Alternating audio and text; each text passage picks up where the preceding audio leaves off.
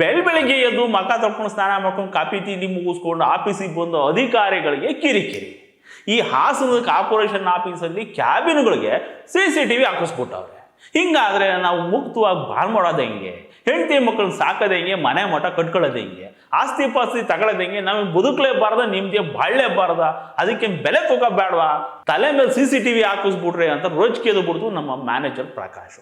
Copy ಕೊಡೋಕೆ ಅಂತ ಬರೋ ಪಿವನ್ನು ಕರೆದುಬಿಟ್ಟು, ಏನಪ್ಪ ಇದಕ್ಕತ್ತೆ, ಮೊದಲು ಇದನ್ನು ಮುರಿದು ಬಿಸಾಕು, ಅದು ಯಾವನು ಕೇಳ್ತಾನೆ ನೋಡ್ತೀನಿ ಅಂತ ಆರ್ಡ್ರು ಮಾಡ್ಬಿಡ್ತು.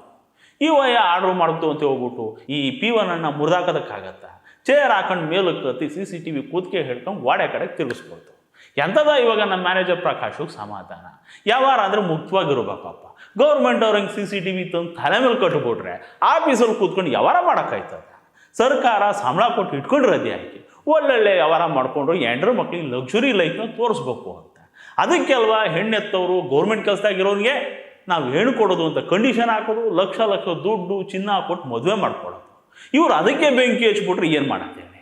ಇವಾಗ ನಮ್ಮ P1 ಕ್ಯಾಮ್ರಾ ಕೊತ್ತು ಹಿಡಿದು ಗೋಡೆ ಕಡೆ ತಿರ್ಸ್ಬಿಟ್ಟೈತೆ. ಇವಾಗ ಹೆಂಗೋ ಬಾಳ್ ಮಾಡ್ಬೋದು ಅನ್ನಿ. ಆದರೆ ಈ CCTVನಲ್ಲಿ ಆಡಿಯೋನೂ ಕ್ಯಾಪ್ಚರ್ ಆಗುತ್ತೆ. ಪ್ರಕಾಶು ವ್ಯವಹಾರ ಮಾಡ್ಬೇಕಾದ್ರೆ ಹುಷಾರು, ಕೈ ಸನ್ನೆ ಬಾಯಿ ಸನ್ನೆಲ್ಲೇ ಮಾಡ್ಕೊಳ್ಳಿ. ಬಾಯಿ ಬಿಟ್ಟು ಏನೂ ಕೇಳಕ್ಕೆ ಹೋಗ್ಬಿಡಿ.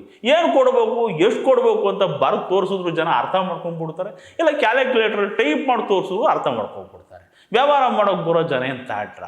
ನಿಮ್ಮ ಹೆಂಡ್ರು ಮಕ್ಕಳು ಚೆನ್ನಾಗಿರ್ಲಿ ಕಣಪ್ಪ.